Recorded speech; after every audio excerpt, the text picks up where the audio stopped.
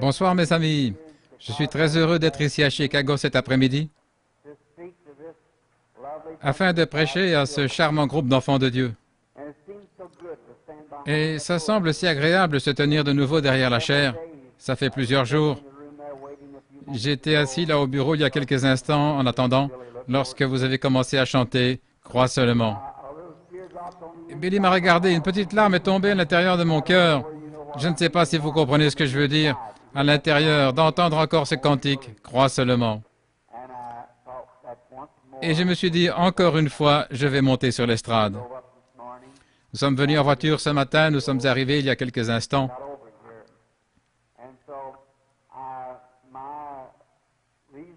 La raison de ma présence ici aujourd'hui, l'une des raisons, bien sûr, c'est pour vous voir, vous, les bien-aimés que vous êtes. J'aime toujours venir à Chicago. Je le sens tout simplement comme chez moi.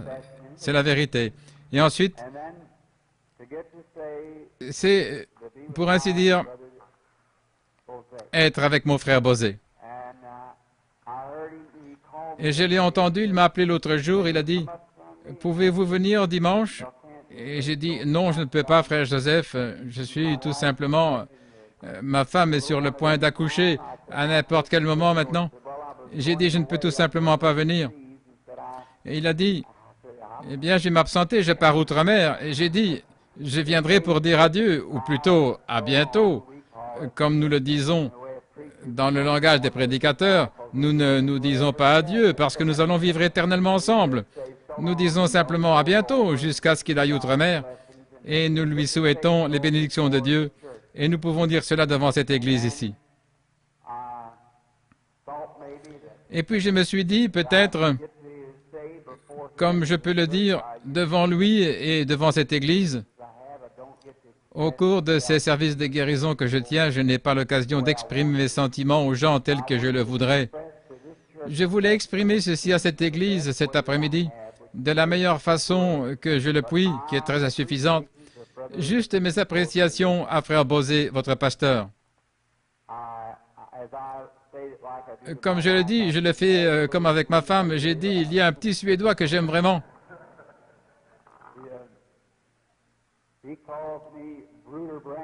Il m'appelle Bruder Branham et moi je l'appelle Yosef, voyez-vous. Et vous savez, quel genre d'amis nous sommes, et c'est un garçon, l'enfant que nous allons avoir, il s'appellera aussi Joseph, c'est juste. Nous apprécions donc vraiment frère Joseph. Ce n'est pas parce qu'il est ici, s'il était absent, ça aurait été mieux. Mais j'ai vraiment beaucoup d'aimables et fidèles amis pour lesquels j'ai certainement beaucoup d'estime. En venant il y a quelques instants, en remontant de la South Shore Drive, je pense que c'est comme ça que vous appelez cela par ici, Billy et moi, nous étions en train de causer et il a dit, « Est-ce que tu vas retourner ce soir, papa? » Et j'ai dit, « Je serai trop fatigué aujourd'hui, je vais continuer. Je vais prêcher 2 fois, je pense. » Et j'ai dit, « Je serai trop fatigué. » Il a dit, « Je pense que frère Bosé est l'un des hommes les plus merveilleux que j'ai jamais rencontrés. » Je vais dire cela selon les termes de mon fils. Il est aussi précieux que l'or, c'est vrai. J'ai appris à aimer frère Joseph. Et voici ce que j'aime chez lui. Il y a bien des choses. Premièrement, c'est un frère chrétien. Deuxièmement, vous pouvez compter sur lui. J'aime ça. J'aime un homme... quand il vous dit quelque chose, c'est un homme de parole. Et voici autre chose, c'est mon ami, que j'ai raison ou tort. Or, tout le monde peut être votre ami lorsque vous avez raison, mais quand vous êtes dans l'erreur, alors il est toujours votre ami. Eh bien, je n'ai pas toujours raison, vous comprenez, le plus souvent, j'ai peut-être tort, mais que j'ai tort ou raison, Joseph Bosé reste mon ami. Je l'ai vu dans les moments de rudes épreuves. Je l'ai vu dans des moments où le public ne sait rien à ce sujet. Lorsqu'il passait par des moments de test, il s'est toujours tenu à mes côtés, comme un frère. J'apprécie beaucoup cela.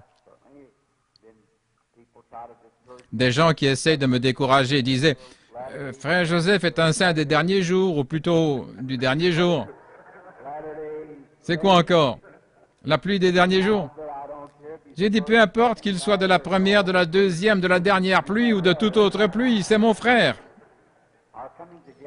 Notre rassemblement, jadis une réunion à Chicago dans l'Illinois, fut annulée. C'était une réunion sous tente parce que les gens, je ne les avais jamais vus. J'ai annulé une réunion sous tente parce que les gens ne voulaient pas soutenir la réunion de frère Joseph.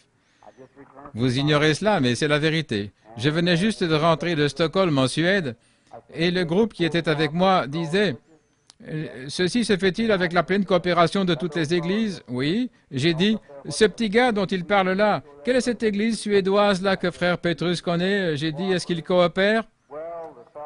Eh bien, l'homme qui s'adressait à moi m'a dit « Non, vous voyez, frère Branham, cela nuirait à vos réunions, a-t-il dit, parce que c'est un homme de la pluie des derniers jours. » J'ai dit « S'il ne peut pas être là, moi non plus, je ne peux pas être là. C'est juste. Si nous sommes interdénominationnels, cela signifie que c'est tout le monde. Peu m'importe de qui il s'agit, que ce soit méthodiste, baptiste, un témoin de Jéhovah, qui que ce soit, ils vont tout simplement être là, comme les autres. Et nous ne pouvons pas faire un tirage au sort et dire que cet homme est dans le vrai, parce que nous sommes parfaitement des frères, et c'est de cette manière que nous désirons que cela demeure.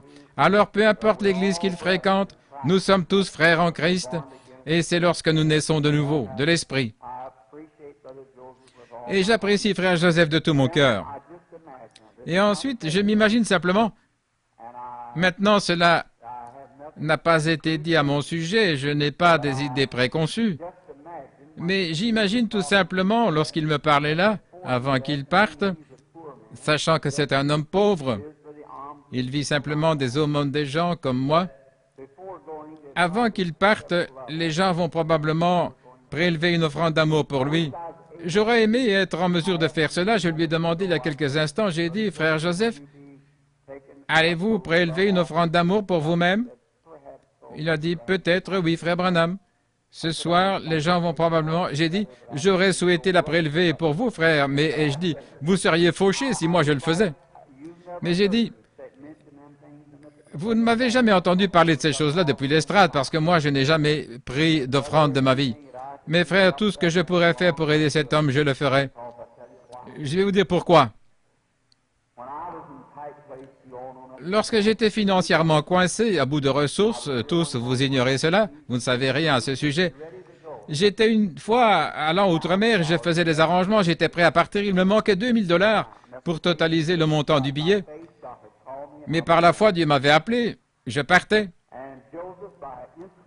Et Joseph, par inspiration, je ne lui avais rien dit, mais par inspiration, il est sorti et il a prélevé cela chez les gens.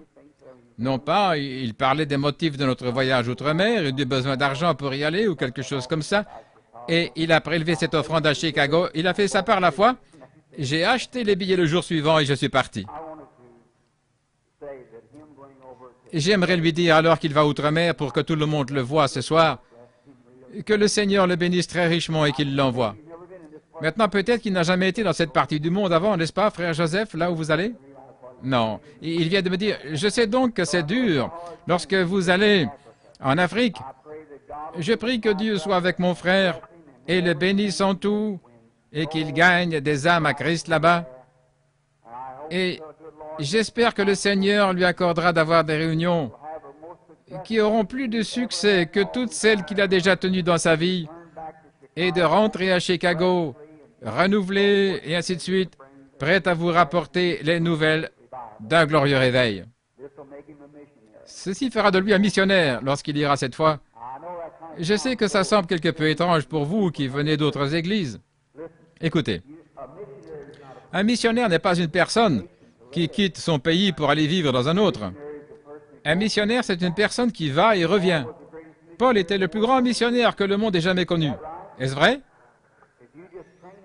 Si vous formez simplement un homme et l'envoyez là-bas et qu'il y établisse sa demeure et y reste toute sa vie, il change simplement de pays. Ça, ce n'est pas un missionnaire. Un missionnaire, c'est un homme qui va d'un endroit à l'autre, d'un endroit à l'autre. Paul allait partout et revenait. Puis il repartait. Donc Paul était missionnaire. Frère Joseph, que Dieu honore cette fois-là en tant que missionnaire, il vous ramènera. Que le Seigneur vous bénisse. Et vous, chers amis de Chicago, j'allais peut-être vous demander, y a-t-il quelqu'un de malade parmi vous aujourd'hui? Si c'est le cas, levez la main, quelqu'un qui est malade, afin que nous puissions peut-être avoir une réunion de prière ce soir pour prier pour les malades. Eh bien, c'est bien. Alors, nous allons prier pour les malades ce soir. Je vais laisser quelques cartes de prière ici pour qu'ils les distribuent. vers 18h30 à peu près. La réunion va commencer à 19h, ok. Très bien, ce sera bien. Très bien. Tout d'abord, si Billy Paul m'entend, va voir dans la voiture si tu n'as pas quelques cartes de prière. Tu en as? As-tu quelque chose pour faire quelques cartes de prière? Ok, c'est bien. Très bien, et ce soir, nous allons prier pour les malades.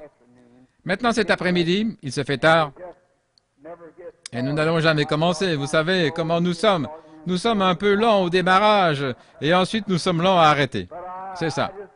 Mais j'aime simplement monter ici et vous parler à vous, bien-aimés. Et allez-vous prier pour ma femme bien-aimée? Allez-vous le faire pour le petit enfant qui vient? La pauvre petite femme, elle passe certainement par un moment difficile. Et nous nous attendons à lui qui est invisible pour la délivrance. Maintenant, dans le livre de Saint Jean, j'aimerais lire quelques paroles et vous parler pendant quelques instants. Oui, merci frère. Maintenant, nous allons essayer de sortir d'environ 30 minutes, si c'est la volonté du Seigneur. Prenons les Écritures dans Saint Jean, ou pas Saint Jean, mais 1 Jean, le premier chapitre. Maintenant, je vois qu'ils sont ici, mes amis Léo et Jean, deux jeunes gens de votre voisinage ici qui font les enregistrements. Et à propos, ces jeunes gens vont dans toutes les réunions et ils font des enregistrements et ils les ont sur bande. J'ai demandé une bande, quelqu'un avait prêché un sermon l'autre jour et j'ai demandé une bande. Oh là là, je me suis dit qu'il me fallait dépenser toute une fortune pour obtenir cette bande. Ça coûtait environ 9 $ pour une seule bande. Je me suis dit, oh là là, j'ai interrogé ces jeunes gens, j'ai dit, qu'en est-il de ceci? Eh bien, oh là là, combien? Ce qu'ils avaient fait était différent. Et ils ont tous les messages et ainsi de suite. C'est de la bonne nourriture de tous les jours, mais cela vous fera du bien. Ça vous aidera beaucoup. Elle m'a gardé sain et sauf jusqu'à ce jour. Je suis prête à la prendre, je lui fais confiance, même dans l'ombre de la mort. Cette religion à l'ancienne mode, c'est ce qui m'a sauvé. Cela pourrait ne pas être aussi raffiné que ça devrait l'être, mais j'aimerais avoir les bénédictions de Dieu, peu importe à quel point cela est raffiné. Et maintenant, que le Seigneur bénisse ces deux jeunes gens qui ont simplement donné leur vie pour ce but et leur travail. Maintenant, commençons à lire au verset 5 jusqu'au verset 7.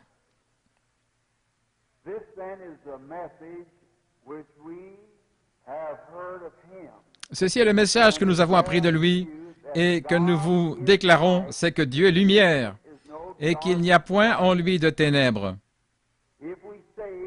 Si nous disons que nous sommes en communion avec lui et que nous marchions dans les ténèbres, nous mentons. Et nous ne pratiquons pas la vérité. Mais si nous marchons dans la lumière, comme il est lui-même dans la lumière, nous sommes mutuellement en communion les uns avec les autres, et le sang de Jésus-Christ, son Fils, nous purifie de tout péché. N'est-ce pas merveilleux? Oh là là, inclinons la tête un instant. Notre Père céleste, en parlant aujourd'hui à cette aimable assistance, continuez des gens destinés à l'éternité. Peut-être que beaucoup d'entre eux sont déjà lavés dans le sang de l'agneau, ayant blanchi leurs robes, ont été purifiés, pardonnés de tous leurs péchés et offenses, et ils attendent l'appel pour aller au ciel. Et nous sommes venus pour parler et avoir cette petite communion avec notre frère avant qu'il parte outre-mer, pour accomplir cette grande commission qui dit « Allez par tout le monde et prêchez la bonne nouvelle à toute la création. » Bénis notre bien-aimé frère Seigneur, qui va aller dans cette mission. Bénis cette petite église qui va attendre maintenant son retour, qui va attendre dans la prière son bien-aimé pasteur. Bénis son assistant qui va prendre sa place, tous les anciens et le peuple. Bénis la lecture des Écritures. Maintenant, accorde-nous de communier avec toi, maintenant même autour de la parole, car nous le demandons en son nom. Amen. Maintenant, en parlant de la parole et le mot communion, je me disais à venant là que ça pourrait être un merveilleux moment pour parler tout simplement de la communion pendant quelques instants. C'est l'une des choses les plus glorieuses. Tout le monde aime communier. Aujourd'hui, les gens disent, voulez-vous venir avec moi à la maison pendant quelques instants? Passons un petit moment de communion. Et puis, bien des fois, les hommes d'affaires disent, voulez-vous partager un repas avec moi aujourd'hui au dîner? Ou sortir, prendre un petit repas ensemble? Ou manger un morceau de tarte ou quelque chose? Passer un moment de communion en mangeant. Manger va de pair avec la communion. Et alors que nous parlons cet après-midi, que le Saint-Esprit de Dieu prenne la parole de Dieu et nourrisse chaque âme affamée qui est ici. Manger, ça va de pair, ça accompagne la communion. Et l'homme ne vivra pas de pain seulement, dit l'Éternel, mais de toute parole qui sort de la bouche de Dieu. Le Saint-Esprit aime donc manger et communier avec le croyant. Quel moment! Nous sommes tous rassemblés autour d'une grande table en ce moment, où les bonnes choses de Dieu forment une grande pile. Dieu a placé dans ses dons des bénédictions tout ce qu'il nous faut, toutes les vitamines, tout ce qu'il nous faut pour faire de nous des chrétiens vraiment forts et en bonne santé, remplis de son esprit, lavés dans son sang. Quel moment où nous pouvons avoir communion!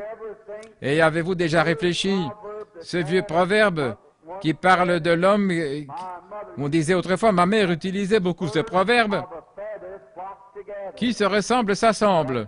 C'est juste. Observez cela. Vous ne verrez pas des colombes et des charognards ensemble, parce qu'ils ne mangent pas la même nourriture. Un charognard, une buse peut manger n'importe quoi. Un corbeau peut se poser là sur le cadavre d'un animal et en manger. La colombe ne peut pas le faire. Si elle en mangeait, cela la tuerait. Elle ne peut tout simplement pas manger ça. Elle va se poser dans un champ de blé et se met à manger du blé. Elle s'associe avec ceux de son espèce. Mais voici ce qui est étonnant. Savez-vous que le corbeau peut manger le cadavre d'un animal et aussi manger du blé? Il peut manger les deux. Vous devez donc bien surveiller ces gens de cette catégorie qui peuvent s'asseoir dans la réunion et prétendre apprécier la réunion et puis retourner prendre les choses du monde. C'est comme ça que sont les croyants mondains aujourd'hui. Nous devons plutôt nous unir à ceux qui se sont séparés des choses du monde, ceux qui ont été appelés à sortir et qui sont devenus de nouvelles créatures en Jésus-Christ et qui communient autour des bénédictions du Saint-Esprit. Quelle chose merveilleuse! L'homme est né pour avoir communion. L'homme, au commencement, là, dans le jardin d'Éden, il avait une merveilleuse communion. Dieu descendait et communiait chaque soir avec l'homme et la femme qui constituaient sa compagnie. Dans la fraîcheur du soir, Dieu descendait sous les grands palmiers. Peut-être que sa lumière sacrée, pour ainsi dire, brillait sur Adam et Ève dans cette grande cathédrale en plein air. Il communiait avec Dieu. Ils n'avaient à s'inquiéter de rien aussi longtemps qu'ils étaient dans cette communion. J'aime communier avec les hommes, j'aime sortir et m'entretenir avec des gens qui aiment le Seigneur et communier avec eux parce que nous voyons la même chose. Nos motifs sont les mêmes, nos idées sont les mêmes. J'aime parler aux gens. J'ai un ami assis juste ici qui aime chasser et pêcher.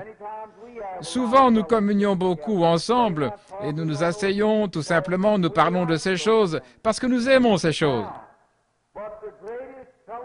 Mais la plus glorieuse communion que n'importe quel homme ait jamais eue, c'est lorsqu'il communie avec Dieu. C'est lorsque Dieu s'est révélé à l'homme pour communier avec sa créature, le Créateur et sa créature. Eh bien, lorsque Dieu communiait avec Adam au jardin d'Éden, Adam n'avait à s'inquiéter de rien. Tout marchait bien et parfaitement. Il n'avait pas à s'inquiéter au sujet de ses vêtements, il n'avait pas à s'inquiéter au sujet du manger, il n'avait pas à s'inquiéter au sujet de la maladie, ni de la mort, des chagrins. Il ne connaissait rien de ces choses-là. Il était simplement libre comme un enfant. Il avait un Père céleste qui veillait sur lui et qui communiait avec lui chaque jour. Ne serait-ce pas merveilleux si nous pouvions retourner là? Et vous savez, chaque âme rachetée aujourd'hui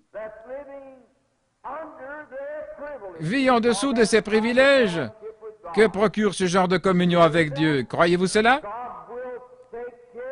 Dieu s'occupera et pourvoira à tout ce qu'il nous faut dans ce voyage. Et quand ce vieux tabernacle mortel arrivera à sa fin, Dieu a promis de nous en donner un autre. Amen. Vous savez, j'ai une idée un peu drôle concernant le moment où nous mourrons. Je ferais mieux de dire cela, je suis chez moi. Frère Joseph a dit une fois, j'allais répondre à la question d'une femme, ça pourrait être un peu contraire. Il a dit, Frère Branham, j'ai dit, eh bien, Frère Joseph, voici ce que j'aimerais dire. Il a dit, écoutez, ne dites pas cela. Il a dit, lorsque nous avons rédigé notre règlement et défini ce que nous croyons dans cette Église, nous avons terminé cela par une virgule, pas par un point. Nous croyons ceci, plus tout ce que nous pouvons entendre. Oh, j'aime ça, c'est très bien. Maintenant, dans Jean 14, lorsqu'il a dit « Il y a plusieurs demeures dans la maison de mon Père » en s'adressant à ses disciples avant de partir, je ne peux pas imaginer qu'il s'agisse de maisons faites de pierres, de briques et de mortier. Je crois que le tabernacle dont il parlait, c'est un autre corps dans lequel nous allons vivre. Dans la maison de mon Père, il y a plusieurs tabernacles ou demeures. Détruisez ce tabernacle et je le relèverai en 3 jours. Et encore, si ce tabernacle terrestre est détruit, nous en avons un qui est déjà prêt et qui attend. Et je crois, il y a quelques jours, je me trouvais au mont Wilson, ou plutôt au mont Palomar, là en Californie, dans ce grand observatoire, là où vous pouvez voir à 120 millions d'années-lumière. Et il calculait comme la science peut faire volte-face dans sa théologie, je vous l'assure. À l'époque où j'allais à l'école, et je peux entendre cette science, je vous assure, il n'y a plus rien de ce que nous avons appris. Vous savez, mon papa avait coutume de s'asseoir et de dire au sujet de la Bible, « Billy, comment peut-il se faire ?»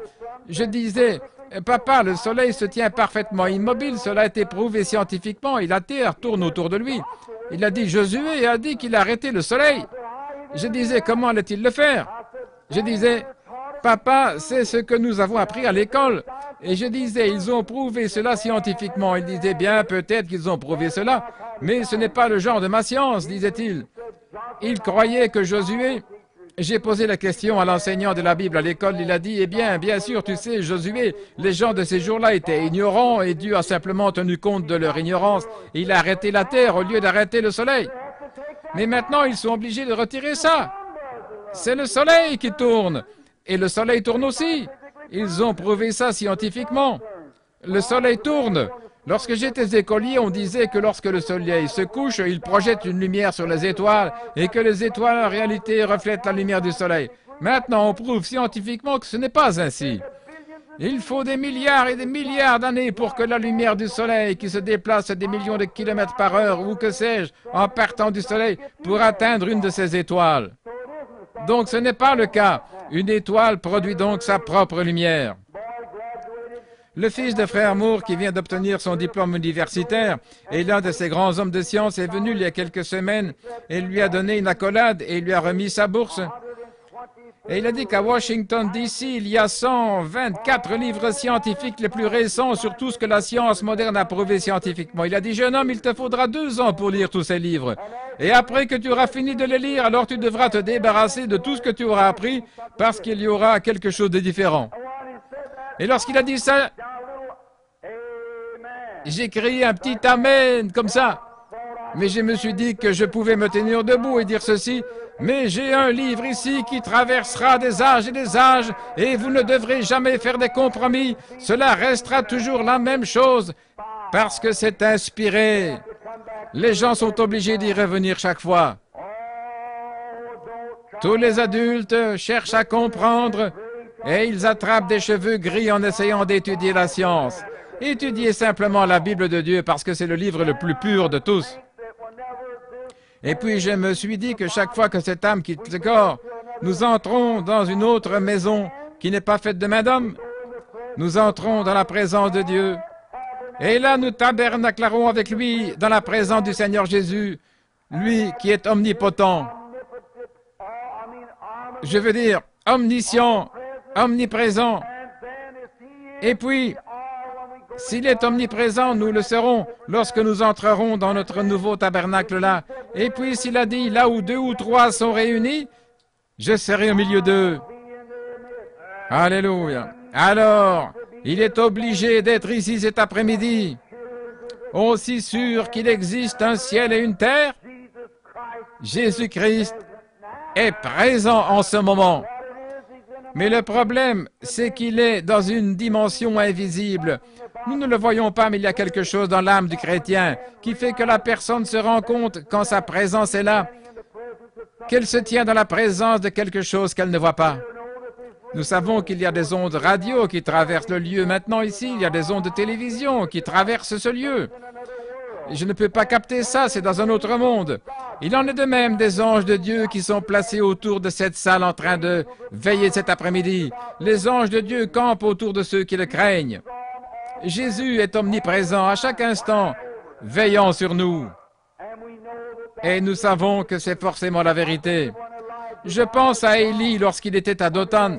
Géasi est sorti, il a regardé, il a dit « Oh, toute l'armée syrienne, regarde-les, ils ont entouré cette ville et nous sommes encerclés. » Élie a dit « Ceux qui sont avec nous sont en plus grand nombre que ceux qui sont avec eux. » Il a dit « Bien, je ne vois personne. » Et Élie a dit « Oh Dieu, ouvre les yeux de ce garçon. » Et lorsque ses yeux se sont ouverts, la montagne était en feu et il y avait des anges de feu et des chars de feu. Évidemment, il est ici. Et lorsque les croyants chrétiens peuvent croire qu'il est présent, maintenant, en ce moment même, maintenant même, pendant qu'ils sont assis ensemble, assis ici dans les lieux célestes en Jésus-Christ, ayant communion. Amen. Autour de la parole de Dieu, le Saint-Esprit est ici, prenant la parole de Dieu par vision et la faisant entrer dans chaque cœur comme cela, alors que la parole est apportée et que chaque croyant la reçoit. Oh, si nous pouvons seulement nous lever et réclamer les privilèges que Dieu nous a donnés. C'est le moment où Dieu peut enlever ce bréchet du dos d'une personne et mettre en elle une véritable colonne vertébrale de l'Évangile à l'ancienne mode. Ce fera de lui quelqu'un qui prend position pour la vérité. Peu importe combien ça semble sombre, Dieu a laissé les enfants hébreux entrer droit dans la fournaise ardente avant qu'ils puissent agir. Il était toujours là. N'ayez pas peur. Il est toujours présent. Amen. Si donc l'Éternel a fermé les pas du juste, de quoi aurions-nous peur? Si Dieu est pour nous, qui sera contre vous? Oh là là, pensez-y! Oh, si Dieu a permis que ces portions du ciel se rassemblent dans une réunion. Amen. Essayez tout simplement, alors que le Saint-Esprit prend la parole. Il pilonne comme un marteau pneumatique contre un rocher. Oh là là! Il brise nos cœurs de pierre et ôte l'incrédulité pour croire cela pour une communion autour de la parole. La communion est merveilleuse.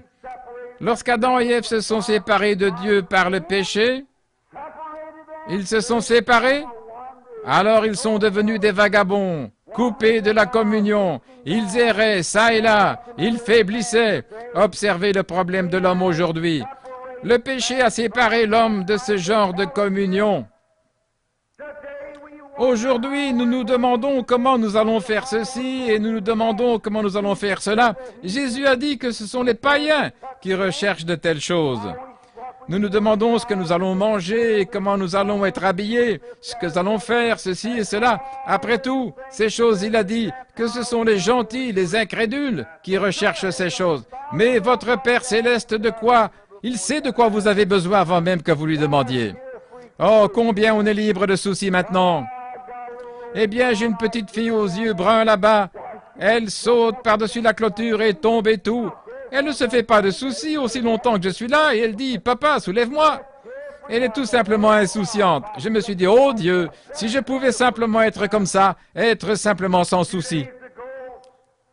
Il y a quelques jours, frère Joseph m'a beaucoup encouragé. J'ai vu apparaître dans les églises bien des choses qui ne devraient pas se faire.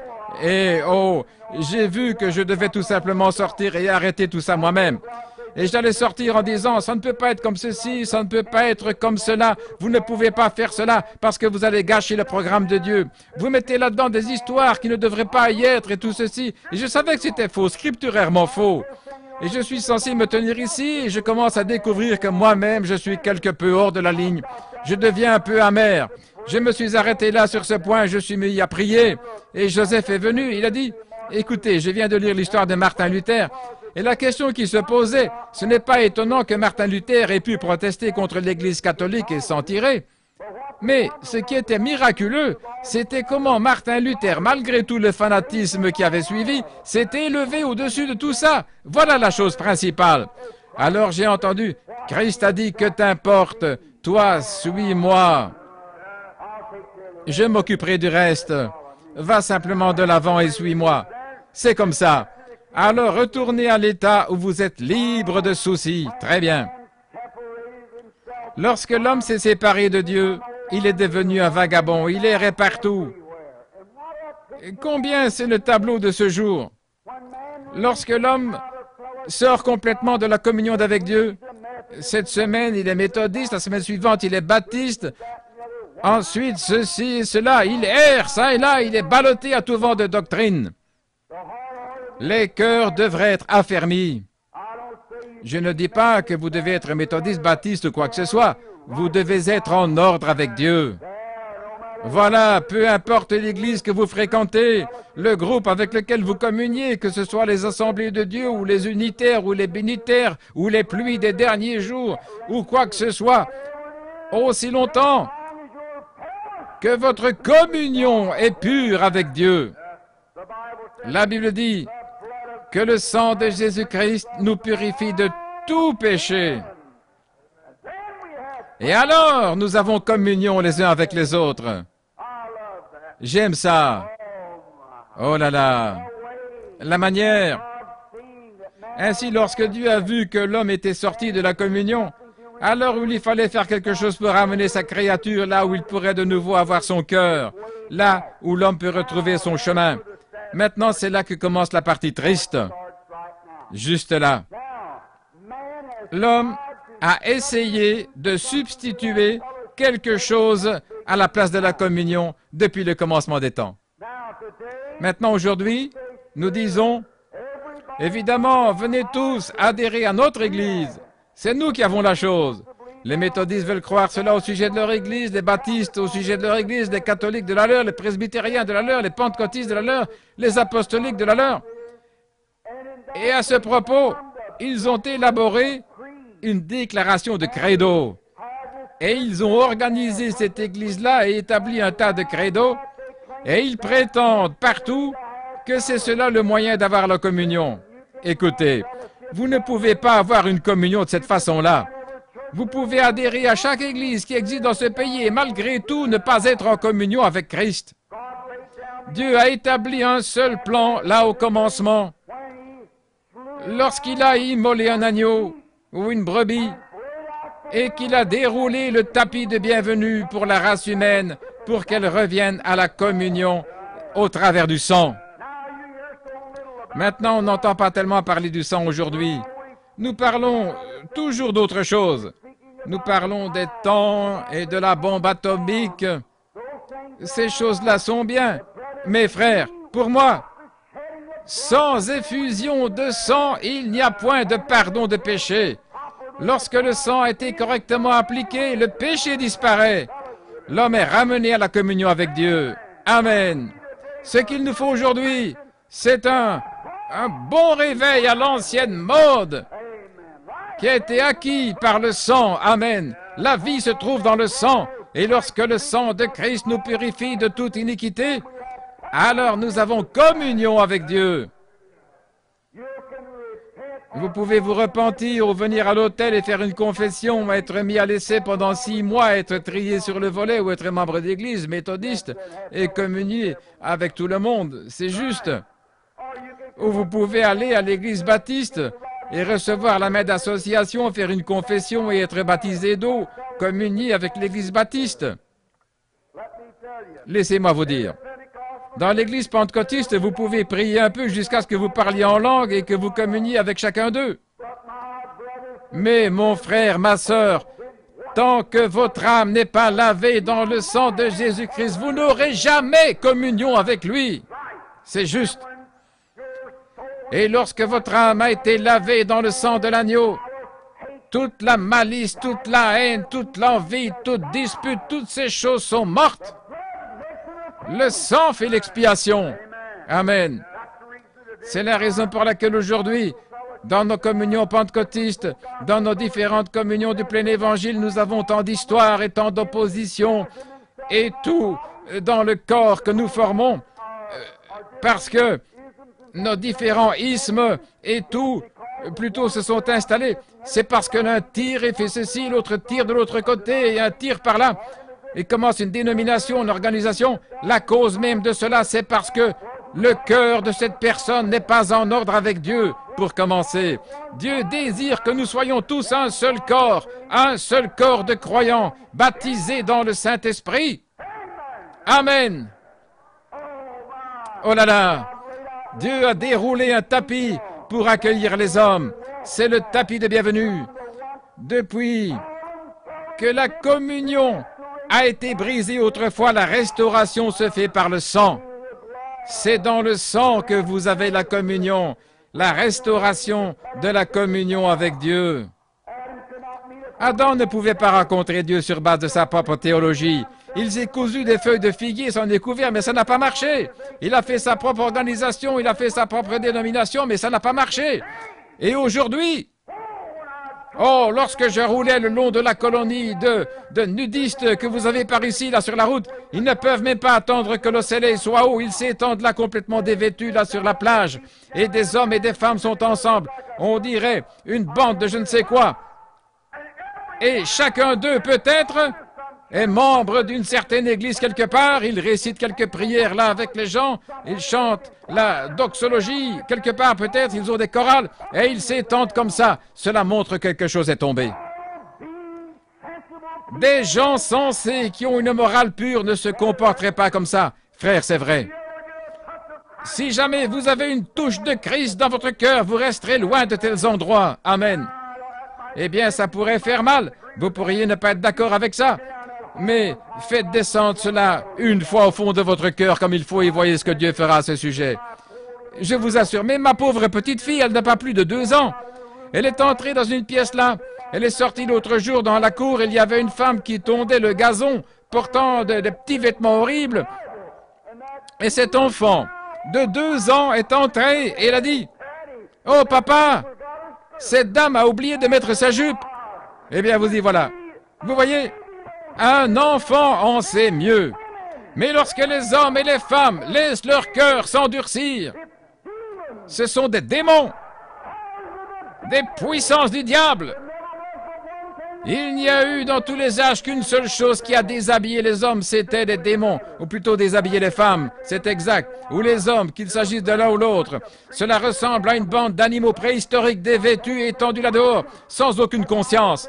Et la Bible dit que leur conscience serait marquée au fer rouge.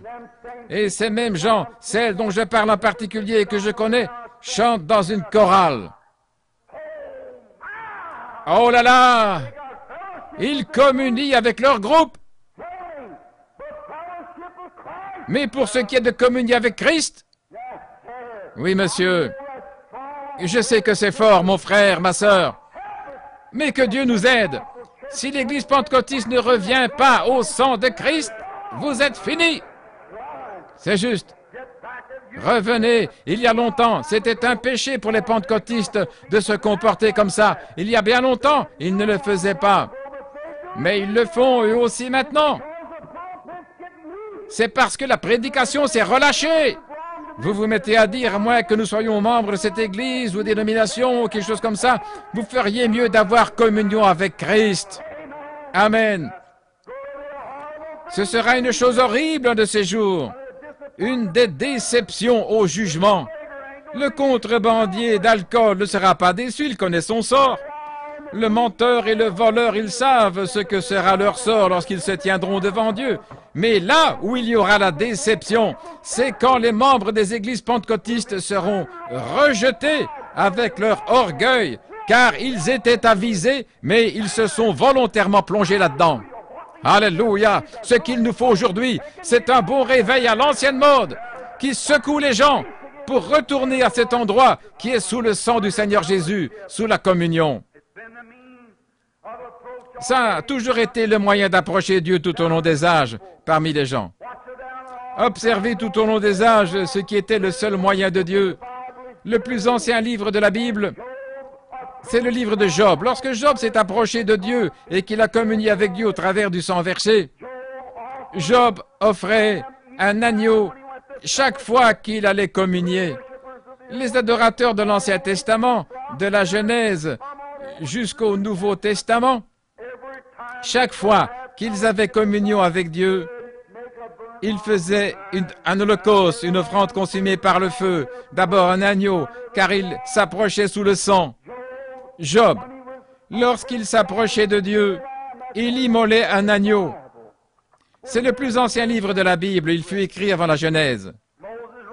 Moïse a écrit la Genèse des centaines d'années plus tard. Mais remarquez, Job était le plus ancien livre tout au long depuis l'Éden. Job faisait un sacrifice. Il versait le sang d'un agneau et il confessait ses péchés à travers ce sang. Que Dieu ait pitié de moi maintenant et je m'approche de toi au travers du sang. Savez-vous pourquoi les prières des gens ne sont pas exaucées de la manière dont elles devraient? C'est parce qu'ils s'approchent par une excitation psychologique plutôt qu'au moyen du sang. C'est juste. Venez au travers du sang. Cher agneau mourant, ton précieux sang ne perdra jamais sa puissance jusqu'à ce que toute l'Église rachetée de Dieu soit sauvée pour ne plus pécher.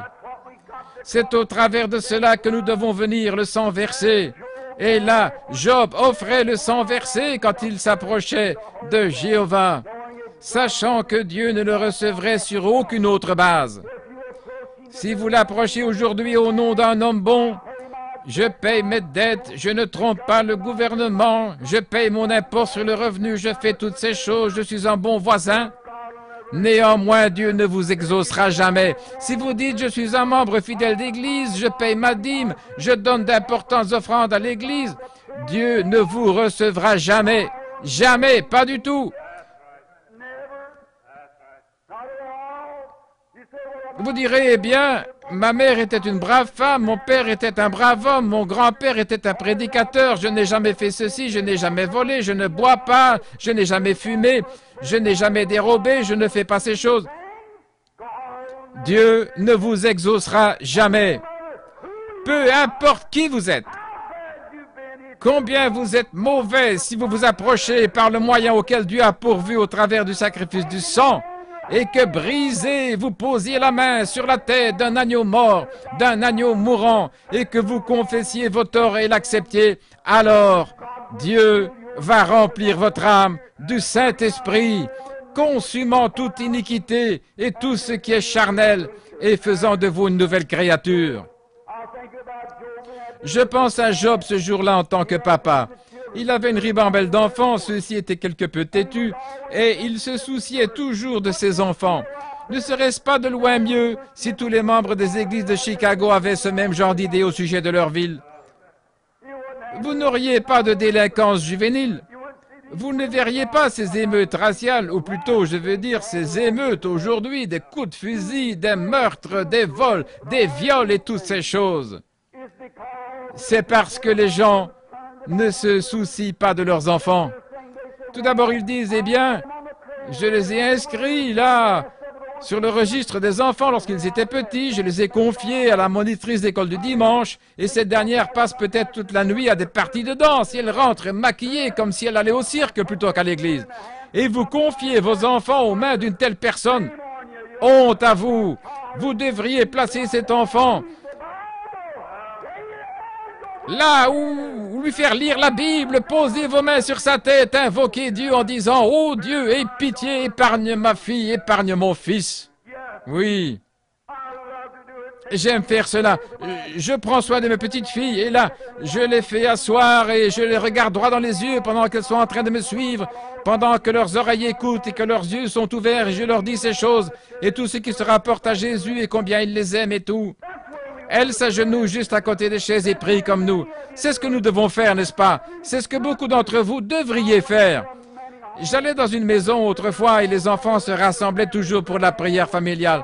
Oh, que Dieu bénisse cette famille. C'est le lien qui unit. Si vous faisiez cela chez vous, il n'y aurait pas tant de divorces et ces choses qu'on a. Vous auriez la communion les uns avec les autres. Et alors je vois Job. Ses enfants se sont mariés, ils sont partis en empruntant différentes voies, comme le font les oiseaux lorsqu'ils quittent le nid. Job, sachant qu'il n'y avait aucune autre voie, aucun moyen possible pour que l'homme s'approche de Dieu et communie avec lui, excepté par le sacrifice d'un agneau, par le sang. Job a dit, « Il se peut que mes enfants aient péché, alors je vais offrir un agneau pour eux. » Quelque chose disait à Job qu'il ferait mieux de la prêter, qu'il ferait mieux d'être prêt. Et alors, lorsqu'il a offert l'offrande du sacrifice de l'agneau pour ses enfants, un jour, cela est arrivé. Les tempêtes sont venues et les ont tués tous par le feu et ainsi de suite et les ont emportés.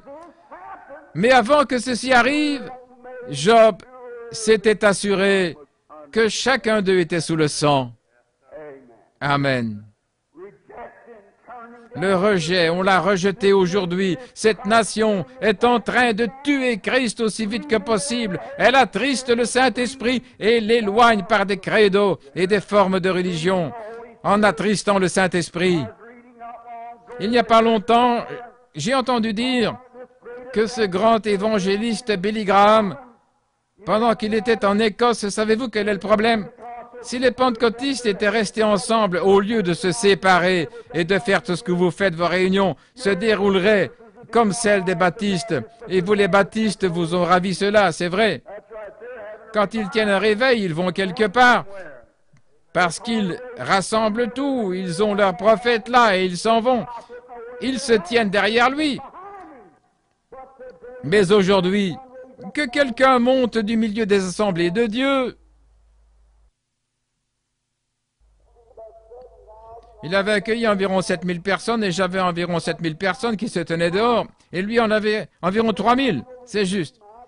Et alors je suis allé le voir, je pensais que c'était un petit garçon quelconque qui se tenait là, récitant des petites comptines du genre « Jésus, un petit bébé né dans une mangeoire ». Mais lorsque j'ai vu ce petit garçon, oh là là, il était différent. Ce garçon avait environ cette taille. Je ne savais même pas que c'était le petit David. Il a ôté sa veste, il a pris un texte, il a prêché comme un prédicateur. Je savais que Dieu était avec lui. J'ai dit, voilà un petit garçon que Dieu a envoyé.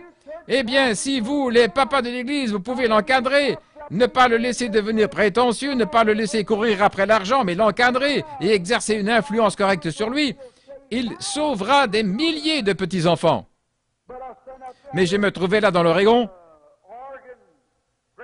à Grande Passe dans l'Oregon, un matin devant Frère Hall et les autres, et j'ai dit, ça ne marchera pas. Je m'adressais à un petit groupe et j'ai dit, et si on faisait venir le petit David maintenant dans une ville comme celle-ci? Oh, c'est un unitaire. J'ai dit, peu importe ce qu'il est, Dieu est avec lui. Et bien naturellement, alors les assemblées de Dieu devaient se trouver un petit David. Ceux de l'Église de Dieu se sont trouvés un petit David. Et bien vite, vous savez, il y avait des milliers de petits David. Ils ont démoli le principe même selon lequel Dieu essayait d'atteindre les petits-enfants. Ils n'ont pas reconnu leur jour. Le bœuf connaît la crèche de son maître, la mule connaît son étable, mais mon peuple n'a point d'intelligence, a dit Dieu. C'est juste, ils ne connaissent pas le jour de leur visitation. C'est la chose la plus drôle. Ils essaient des choses les plus drôles pour amener le peuple de Dieu à comprendre le jour de sa visitation. Ils commencent certainement à traîner quelque chose, ils prennent quelque chose, ou des personnalités ou quelque chose du genre, et ils ignorent comment manier ça. Ils ruinent leur communion dans une dénomination au lieu de l'avoir en Christ. Alors lorsque Job a vu ce qu'il avait fait, qu'il avait offert ce sacrifice, la Bible dit que ses enfants furent recueillis auprès de lui. Eh bien, il prenait des dispositions. Une autre pensée, Israël. Lorsqu'ils avaient la communion, cela montrait ce genre qu'ils avaient. Avant que la grande destruction arrive, l'ange qui avait détruit leur pays, l'ange destructeur, la première chose, Israël avait reçu l'ordre de prendre un agneau, de le tuer et d'appliquer le sang sur la porte, et chaque famille entrait dans la maison et mangeait cet agneau-là. Ils communiaient autour de l'agneau rôti, ils mangeaient le corps du sacrifice qui était mort à leur place. Dieu avait dit, quand je verrai le sang, je passerai par-dessus. L'ange de la mort ne pouvait pas les toucher parce que le sang de l'agneau était sur la porte. Et ils étaient à l'intérieur en train de prendre la communion, communion autour de l'agneau. Il en est ainsi dans nos cœurs, lorsque nous appliquons le sang du Seigneur Jésus, qui ôte tout le péché. Alors, nous pouvons avoir communion en mangeant la parole de Dieu autour de la table de Dieu. Communion sur base des choses saintes. Lorsque vous prêchez la guérison divine, tout le monde crie « Amen, c'est vrai ». Lorsque vous prêchez que nous devrions abandonner tous les péchés, la malice, les querelles et tout, le vrai croyant dira « Amen, c'est juste ». Communion autour de la parole. Voyez-vous ce que je veux dire? Maintenant, le seul endroit où Dieu a toujours rencontré l'homme, où il a dit qu'il rencontrerait l'homme, il n'a jamais promis de nous rencontrer dans les dénominations, il n'a jamais promis de nous rencontrer d'une quelconque autre manière, sinon au travers du sang versé. Israël de l'Ancien Testament, peu importe où il se trouvait, avant d'adorer Dieu, ils se réunissaient dans un endroit qu'ils avaient en commun, lequel était le tabernacle dans le désert. Quand un homme se trouvait au sommet d'une colline et qu'il désirait communier avec Dieu, il entrait dans le tabernacle dans le désert pour y rencontrer Dieu. Moïse, lorsque Myriam était atteinte de la lèpre, il est entré et s'est prosterné devant Dieu sous le sang versé. Maintenant, placez-vous positionnellement ce soir. Mettez-vous sous le sang. Toutes ces choses qui sont dans votre cœur, faites-les sortir. Allez devant Dieu sous le sang. Confessez vos torts. Invoquez Dieu et mettez la chose en ordre en disant « Aide-moi ». Moïse a reçu une réponse immédiate à sa prière parce qu'il avait suivi la voix de Dieu sous le sang. Avant de pouvoir communier, il est entré sous le sang. Et bien maintenant, remarquez, l'agneau était immolé. Autrefois, dans l'Ancien Testament, ils avaient une génisse rousse. Dieu a dit à Moïse, lorsqu'ils ont commencé ce voyage, il a dit, maintenant prenez des dispositions pour la purification du peuple pendant qu'il voyagera, car s'ils commettent le mal, ils sortiront de la communion. Et avant qu'ils puissent communier, je veux que tu apprêtes des eaux de séparation pour eux.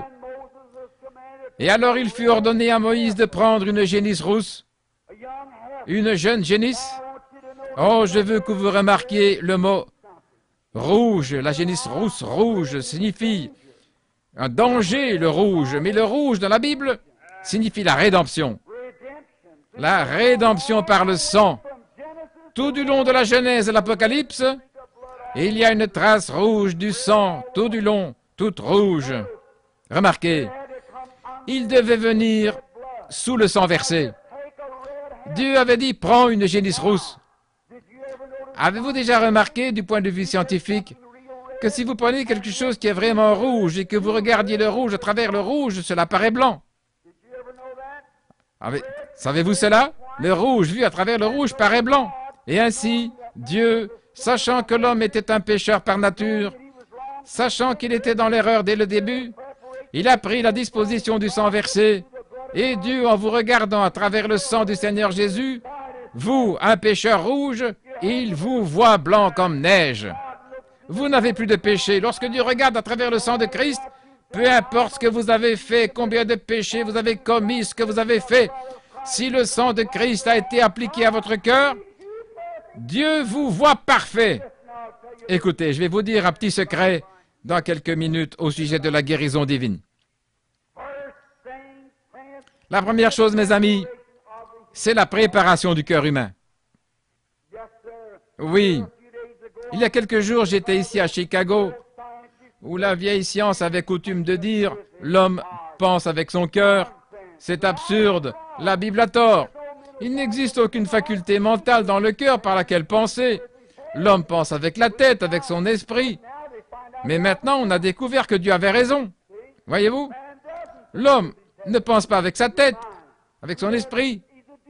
C'est une personne double. Écoutez, tout d'abord, ici c'est l'intellect, ce qui est intellectuel. Mais on dit que dans le cœur de l'homme, chose qui ne se trouve pas dans le cœur d'un animal, dit dans aucun autre cœur, juste dans le cœur de l'homme, il y a un petit compartiment au milieu du cœur de l'homme dans lequel il n'y a même pas une cellule de sang. C'est la demeure de l'âme. L'homme pense donc réellement avec son cœur, pas avec sa tête. Maintenant, si vous réfléchissez, c'est pour cela que nous avons beaucoup de membres d'église tiède aujourd'hui. Les gens ont une foi intellectuelle. Ils sympathisent et disent « Oh, la Bible a raison, certainement, c'est bon. » C'est intellectuel. « Oh, je crois que le Seigneur Jésus est le Fils de Dieu, je l'ai accepté comme mon sauveur personnel. » Et ils fument leur cigarette, ils boivent du whisky, ils sortent, ils vont à des parties de danse, ils s'étendent sur les plages et tout. Bien sûr que Christ est mon sauveur, oh bien sûr, certainement, je suis membre d'église.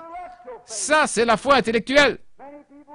Beaucoup qui viennent dans la ligne de prière disent « Oh, frère, j'ai la foi. » Évidemment, c'est une foi intellectuelle. Mais lorsque cette foi intellectuelle descend ici dans ce petit compartiment, cela devient positif, réel. Alors tous les vieux démons de l'enfer ne pourront pas ôter ça, c'est juste. Lorsque ça descend là, la question du péché est réglée. Amen. Lorsqu'il dit « Je suis l'Éternel qui te guérit », et que cela passe par la foi intellectuelle, et que cela s'enfonce dans ce petit compartiment, il n'y a pas assez de médecins à Chicago pour vous dire que vous allez mourir. Non, non, pas du tout. Si vous êtes réellement certain, c'est ce que Dieu fait. Il entre carrément et prend cette foi intellectuelle, et par la parole, il la fait descendre dans le cœur de l'homme, et lorsqu'elle arrive dans le cœur, elle devient positive. C'est là que Dieu lui-même entre dans le cœur de l'homme et rend cela un fait réel. Amen. Lorsque cette foi quitte l'esprit de l'homme pour entrer dans le cœur de l'homme, voyez-vous ce que je veux dire? Maintenant, sous le sang versé, il a dit, prenez cette génisse rousse de 3 ans. Elle doit être rousse, rouge.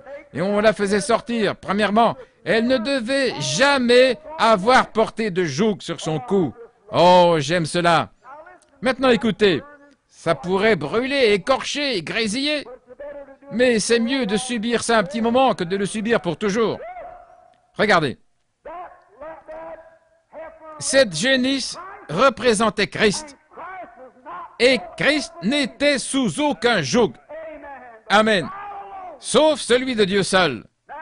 Maintenant, ne vous mettez pas avec les infidèles sous le même joug, allant ici et là, dans des tergiversations et vous exposant dans ces fêtes et danses et tout. Tenez-vous éloigné de cela. Associez-vous à Christ. Prenez mon joug sur vous. Recevez mes instructions. Cette génisse ne pouvait pas avoir un joug sur elle. Elle ne devait avoir aucun joug. Et puis elle devait être tuée en présence du souverain sacrificateur, le grand prêtre. Et ensuite, lorsque le souverain sacrificateur Aaron voyait que la génisse était tuée, Éléazar prenait son sang sur les doigts et il faisait cette raie sur la porte, cette rayure-là de sang sur la porte du tabernacle, comme un témoignage public. Ensuite, la génisse était prise et mise au feu et brûlée. Elle était brûlée et ensuite, on emportait cela hors du parvis. Remarquez comme c'est merveilleux. Hors du parvis, c'était placé dans un endroit pur, car c'était les eaux de séparation. Dans les Éphésiens, Paul a dit que Dieu, par la prédication de la parole, les eaux de séparation. La foi vient de ce qu'on entend la parole. Et la parole de Dieu, ce sont les eaux de séparation. Nous sommes lavés en entendant, par l'eau, par la parole. Le fait d'entendre la parole vous sépare. Maintenant, l'incrédule, ou l'homme qui péchait, restait dehors.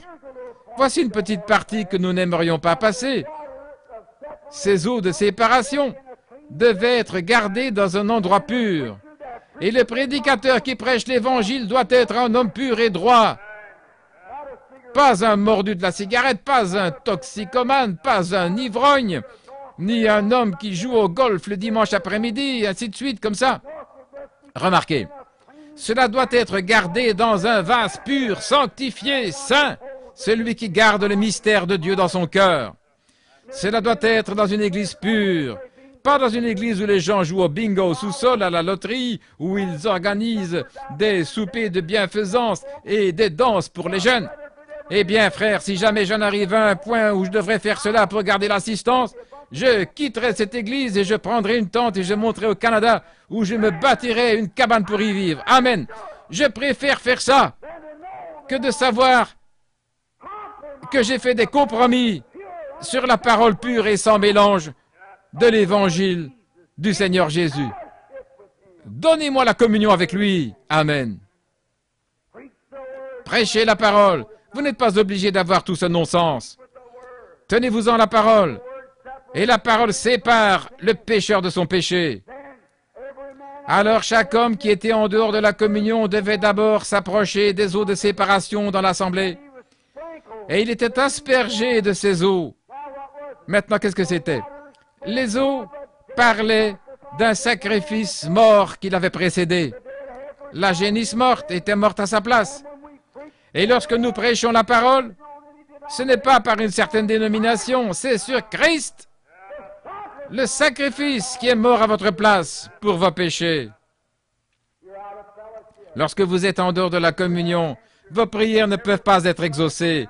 Tout est noir autour de vous lorsque vous êtes en dehors de la communion. Revenez donc à la parole. La parole tranche, elle vous sépare. Eh bien, vous ne devez pas faire ceci, vous ne deviez pas faire cela, c'est un péché. Vous n'avez plus de communion, vous êtes sorti de la communion. Voilà les eaux de séparation. Elles vous disent ce que vous devez faire.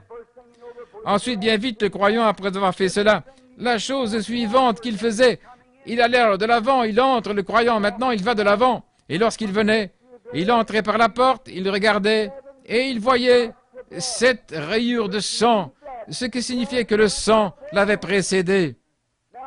Maintenant, il venait sous ces 7 rayures de sang. Il entrait sous le sang. Et alors, il avait communion. Vous voyez ça? La communion avec Dieu. Il n'y avait de communion nulle part ailleurs. Et tout ça, c'était dans le tabernacle. La justification dans le parvis, la sanctification à l'autel, le Saint-Esprit derrière le voile. On entrait et on laissait tomber le voile. Tout cela est un tableau de Christ. Peu importe combien ils sont organisés. Corée a fait une organisation, il avait dit, il y a d'autres hommes saints à la place de Moïse, mais lorsque ça a touché Dieu, il a dit, séparez-vous de lui maintenant même, parce qu'il avait brisé le programme de Dieu, voyez-vous. La communion se faisait en un seul endroit, c'était sous le sang versé.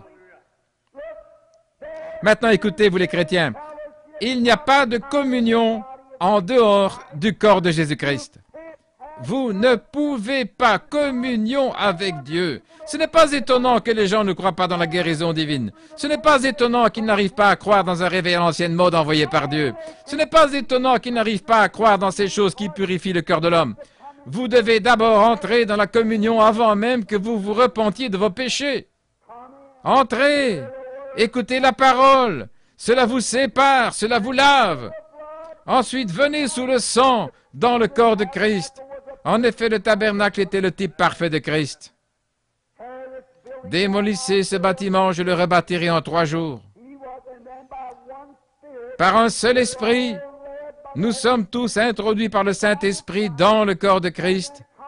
Et alors nous venons sous le sang. Tout le problème du péché est réglé à l'extérieur par la prédication de l'Évangile, par le sacrifice de l'agneau à l'autel.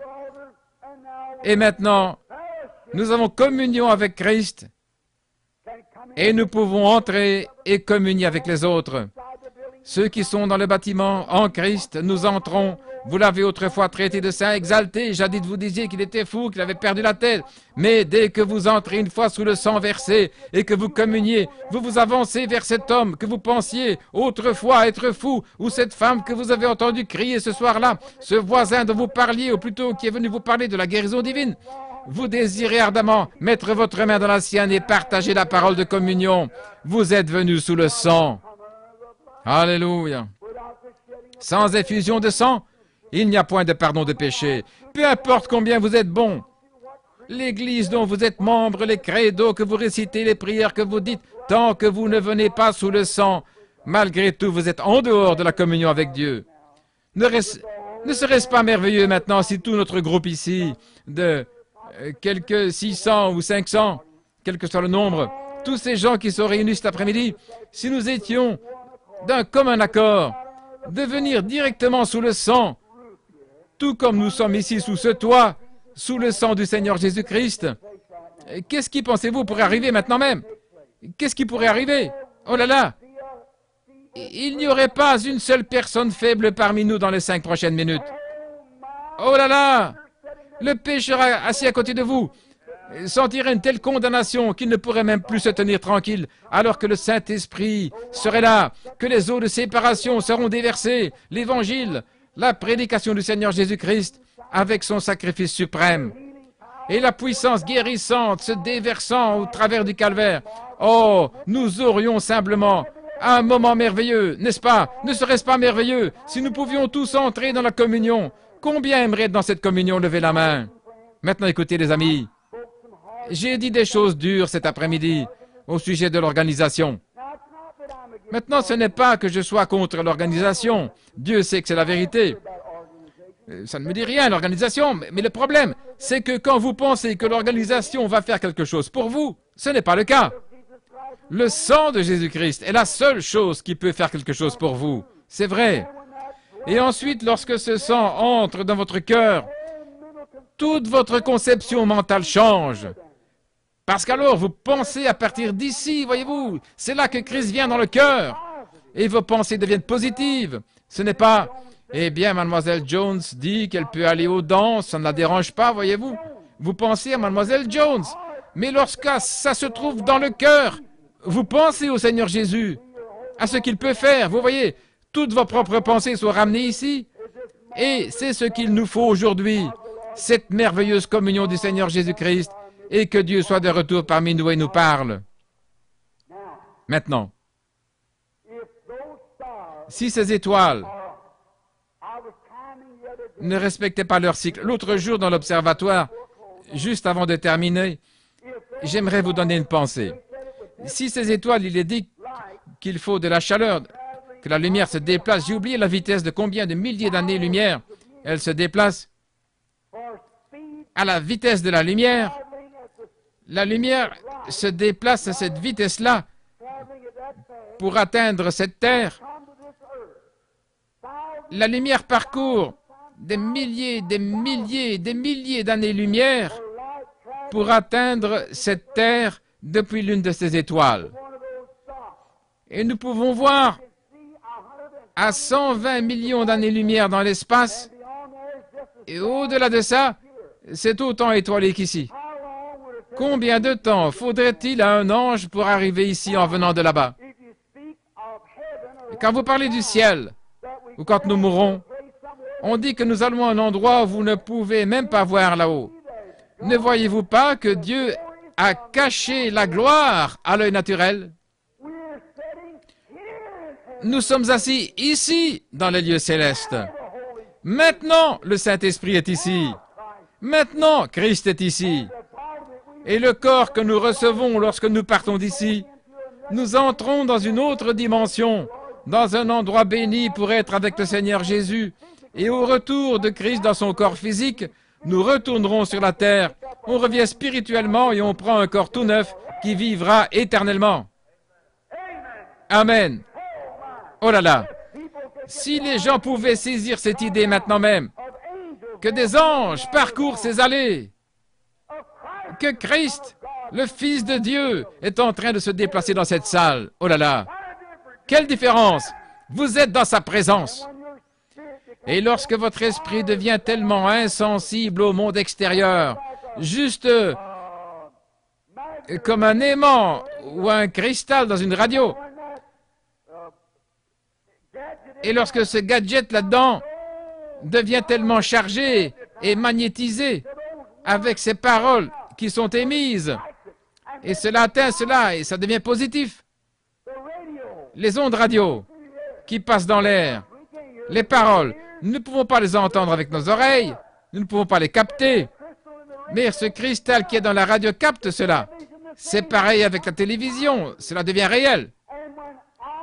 Et lorsque notre foi intellectuelle descend dans le cœur et devient tellement chargée du monde invisible, au point que chaque parole de Dieu devient la vérité absolue. Voyez-vous ce que je veux dire? Lorsque Dieu dit cela et que cela produit un écho par rapport à cette foi, c'est juste comme sur ce cristal dans la radio et cela rend la chose parfaite. Dieu a dit, je suis l'Éternel qui te guérit. Cela règle la question. Amen. Cela rend la chose réelle. Je serai avec vous et même en vous jusqu'à la fin du monde. Elle rend cela réel et vous continuez. Eh bien, il en est ainsi quand j'en viens à la guérison divine. Lorsque cet ange du Seigneur est apparu ce soir-là, il a dit, je serai avec toi, n'aie pas peur. C'est ce que ça ferait. Il a dit qu'il accomplirait des miracles et des prodiges parmi les gens. Je l'ai interrogé, j'ai dit, les gens n'y croiront pas. Il a dit, il arrivera que tu connaîtras les secrets même de leur cœur et que tu leur parleras de ces choses. Et j'ai posé des questions sur cela, il s'est référé à Christ pour cela. Il a dit, je serai avec toi. Alors, lorsque je monte sur l'estrade, et juste pour des malades ou quelque chose comme cela en rapport avec ces choses, cela devient réel. Je crois cela. J'aurais souhaité avoir la foi maintenant même pour croire que chaque malade dans cette salle serait guéri, de même que j'ai la foi pour savoir qu'il se tient ici même. J'aurais souhaité avoir ce genre de foi-là, j'aurais voulu que chacun de vous l'ait. Mais si nos pensées et notre communion sortent du domaine de ces choses que nous voyons et entrons dans les choses que nous ne voyons pas, alors celles-ci deviennent aussi réelles que les choses que nous voyons ou même plus réelles. Que le Seigneur vous bénisse alors que nous inclinons la tête. Père céleste, oh, pour cette communion que nous avons autour du corps de Christ, autour de la parole. Au commencement était la parole, et la parole était avec Dieu, et la parole était Dieu. Et la parole a été faite chair, et elle a habité parmi nous. Oh, combien nous l'aimons! Combien nous apprécions sa présence ici, maintenant. Le glorieux Fils de Dieu, le ressuscité, dont les paroles ne peuvent jamais faillir. Il est écrit ici dans la Bible que là où 2 ou 3 sont assemblés en mon nom, je suis au milieu d'eux. Et c'est ce qu'il a fait. Ô Père, que chaque incrédule qui n'est pas régénéré, qui n'est jamais passé par le sang, qui va simplement à l'église, qui est encore colérique, qui a encore des habitudes du monde, auxquelles il s'accroche, qui a une foi intellectuelle, mais qui n'a jamais été lavé et purifié afin d'avoir une communion parfaite. Oh Dieu, accorde ce soir que maintenant même, en cet endroit même, que chaque cœur soit lavé, purifié dans le sang de l'agneau. Ils entrent dans une communion pour que le service de guérison de ce soir produise la plus glorieuse réunion qui ait jamais été tenue à Chicago. Accorde-le, Seigneur. Veux-tu le faire pour la gloire de Dieu? Nous le demandons. Pendant que nous avons la tête inclinée, je me demande, tandis que tout le monde est en train de prier. Je sais qu'il se fait tard, mais écoutez, mes amis, il se fait doublement tard. Le jour est très avancé. Ce dimanche après-midi, c'est le premier jour du mois de mai, et cet âge aussi est très avancé. Il est plus tard que nous le pensons. La venue du Seigneur est proche. Les cœurs des hommes sont arrivés au point. La civilisation est en train de tomber, elle s'effondre en ce moment même. Considérez simplement cette Amérique. Quelle disgrâce! Considérez ce qu'a dit Jésus. Dans les derniers jours, il en serait comme au jour de Noé, où les gens donnaient en mariage et tout. Considérez les tribunaux de divorce en Amérique. Ils sont plus bondés que dans toutes les nations réunies. Considérez l'immoralité, considérez la perversion sexuelle dans des clubs pervertis sur la côte ouest et partout, des milliers de fois. Cela augmente chaque année. La souillure, la saleté, l'impiété. Les gens pervertissent l'usage naturel de leur corps en quelque chose d'autre. Les gens aux pensées perverties. Les hommes sortent et se comportent tels qu'ils le font. Les femmes portent des sales petits vêtements là, dehors. Et elles ne pensent pas qu'elles sont dans l'erreur. Sûrement pas. Leurs pensées sont perverties. Le diable s'est emparé d'elles. Elles ne le savent même pas. Quel jour! Est-ce que vous êtes sous le sang, vous les croyants? Si vous ne l'êtes pas, alors pourquoi? Que le Seigneur Jésus et moi seul puissions voir ceci.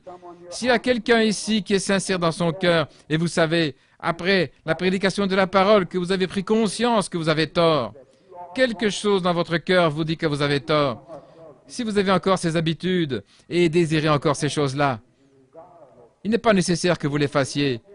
Il suffit d'en avoir le désir, voyez. Celui qui regarde une femme pour la convoiter a déjà commis adultère dans son cœur. Ce n'est pas celui qui prend une arme et qui tire sur son frère, mais c'est celui qui se met en colère contre lui sans cause. Si vous savez que vous avez tort, voulez-vous lever la main et dire, Frère Branham, priez pour moi maintenant. Je prie que Dieu m'amène sous le sang et m'accorde une expérience à l'ancienne mode, et que mon cœur soit pur devant Dieu. Si une telle personne est ici, voulez-vous lever la main simplement, avant que nous prions, en levant simplement la main, pas vers moi, mais vers Dieu, pour dire, ô Dieu, aie pitié de moi maintenant. Je désire avoir un cœur parfaitement pur devant toi. Levez simplement la main, vous qui êtes là. Que Dieu vous bénisse, que Dieu vous bénisse. Que Dieu vous bénisse, madame, que Dieu vous bénisse, monsieur. C'est bien, que Dieu vous bénisse. Ce n'est pas moi maintenant, vous levez la main, mais c'est vers Dieu. Que Dieu vous bénisse, madame. Je vous vois là-bas, quelqu'un d'autre. C'est comme ça qu'il faut être sincère, c'est comme ça qu'il faut être des hommes et des femmes. Nous sommes devant Dieu, que Dieu vous bénisse. Vous désirez que ces vieilles choses soient ôtées de votre vie, certainement. Dieu va le faire. La seule chose que vous devez faire, c'est de le laisser faire cela. Y a-t-il quelqu'un d'autre avant que nous prions? Pendant que nous avons les têtes inclinées, Dieu bien-aimé, ô Père, ces âmes humaines, nous réalisons, Seigneur, que celui qui nous jugera en ce jour-là est ici, dans cette salle. Même un moineau ne peut tomber à terre sans que le Père le sache. À combien plus forte raison tu connais ces gens qui ont levé la main avec sincérité, qui sont restés assis pendant ces longues heures de l'après-midi à écouter la parole. Je te prie, ô Dieu, de purifier chaque cœur maintenant avec le sang du Seigneur Jésus. Que chaque habitude, chaque péché lié à une oppression ou quoi que ce soit qui ne va pas chez ces chères personnes, ô Dieu, je te prie d'ôter cela d'elles maintenant même. Accorde-le. Puissent-ils devenir des chrétiens humbles et doux, haïssant l'iniquité et qui aiment la justice. Accorde-le, Père. Ô Sauveur béni, guide-les. Maintenant, Père, que chaque personne ici reçoive une grande foi, maintenant même. Nous attendons le service de ce soir, Seigneur, pour la guérison des malades. Oh, veux-tu le faire juste encore une fois, Seigneur? Encore une fois, permets que cela arrive. Je crois si notre frère va outre-mer, pour qu'il puisse aller avec une nouvelle vision dans son cœur pour voir le royaume de Dieu être présenté aux enfants de Mammon. Qu'il y ait un merveilleux service ce soir. Que chaque malade qui passera les portes pour entrer en Christ soit parfaitement guéri. Veux-tu bien l'accorder, Seigneur? Guéris ceux qui sont nécessiteux. Tout le corps, car nous le demandons au nom de Jésus. Amen.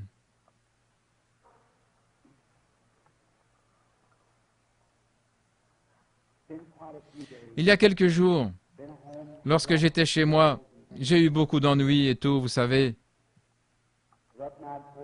Ça se passe à la maison, hier soir, avant-hier, jusqu'au lever du jour. J'ai été sorti durant toute la journée hier. Hier soir, j'ai dormi très peu et je me suis levé ce matin. Et me voici. C'est un peu dur. Je vous ai gardé longtemps. Je m'excuse de vous avoir gardé pendant tout ce temps. Voyez-vous, c'est le Saint-Esprit. j'ai remarqué, j'aimerais dire ceci. Je préférerais vous donner un petit bouton de rose maintenant que de vous donner toute une couronne après votre mort, voyez-vous. J'ai eu de bons auditoires partout dans le monde, mais je n'ai jamais eu un auditoire plus attentif que celui-ci, dans cette petite église ici à Chicago, vous qui êtes ici. Je l'ai remarqué cet après-midi. J'avais sur le cœur, lorsque je suis monté à l'estrade, de parler sur quelque chose d'autre. Le Saint-Esprit était réellement là-dessus. Je voulais parler au sujet de l'Arche de l'Alliance. Et lorsque je suis monté sur l'estrade ici, je me suis dit, ce serait bon de parler de la communion. J'ai fait quelque chose. Je m'étais embrouillé là, alors que le Saint-Esprit m'avait dit de ne pas faire cela. J'ai essayé de lutter jusqu'au bout. Laissez-moi vous dire une chose. J'ai souvent, au sujet de frère Joseph, quand j'ai tort, quand j'ai raison, vous savez, personne ne s'est levé pour quitter cette salle cet après-midi. Pendant tout ce temps, ils sont restés assis tout en sachant tout ce temps que le service de guérison allait commencer et pourtant beaucoup doivent rentrer chez eux pour prendre leur souper. Vous êtes restés juste ici avec moi. Que Dieu bénisse vos cœurs. Je vous aime. Je vous présente à Dieu. Et vous êtes accrochés à cela, même lorsque vous m'avez vu en train de lutter. Voyez-vous, c'est ce que je veux dire parfois quand j'ai tort. Voyez-vous, ou quand j'ai tort. Maintenant, je prie que Dieu vous accorde tout ce qu'il vous faut, chaque désir de votre cœur. Et puissiez-vous, combien ici aimerait être guéri ce soir? Levez la main, tout le monde. Que Dieu vous bénisse. Oh là là, que sa grâce soit avec vous. Maintenant, si vous devez rentrer chez vous, allez vous reposer un petit peu, revenez après prendre une carte de prière et venez ce soir pour qu'on prie pour vous. Je crois vraiment que nous allons avoir un moment merveilleux, n'est-ce pas? Amen. Que Dieu vous bénisse. Je remets maintenant le service à frère Joseph. Je vous verrai ici dans quelques heures.